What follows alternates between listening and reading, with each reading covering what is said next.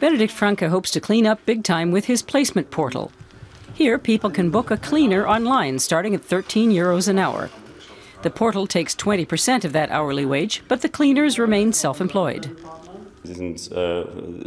They're responsible for themselves.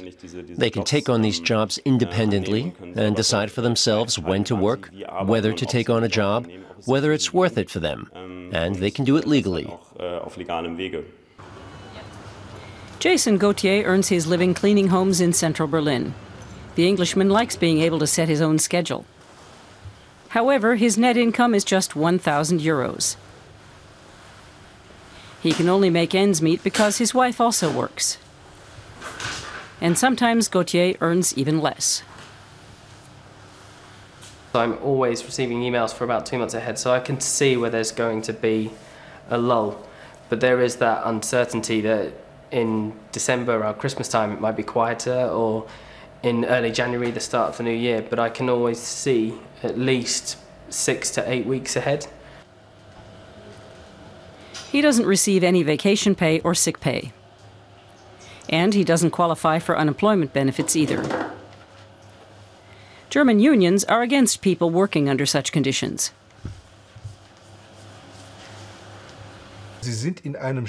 They're always on probation as they're dependent on their employer. The dependency increases exponentially. Basically, they fear for their livelihoods every day, not knowing if they'll make it to the end of the month. And that's a problem.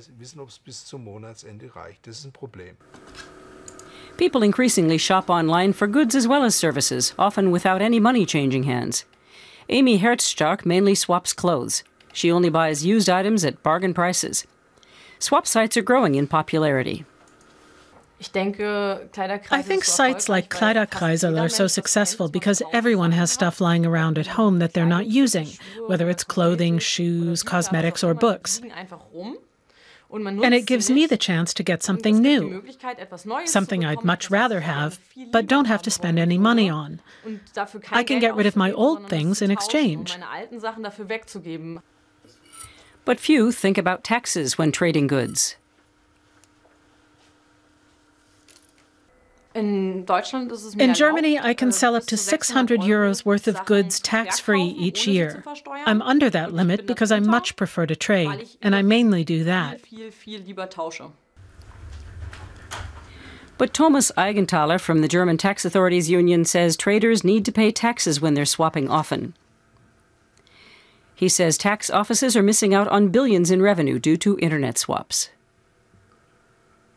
The tax authorities in Germany are chronically understaffed. Revenue offices are kept artificially small, but this is also a new phenomenon. It's a race between the tortoise and the hare. We, the tax office, are always playing catch-up. Like Amy Herzstark, many who trade items online aren't aware of their obligations to the taxman. Swap sites should do more to advise them, but in the share economy, people are more focused on getting a bargain than paying taxes.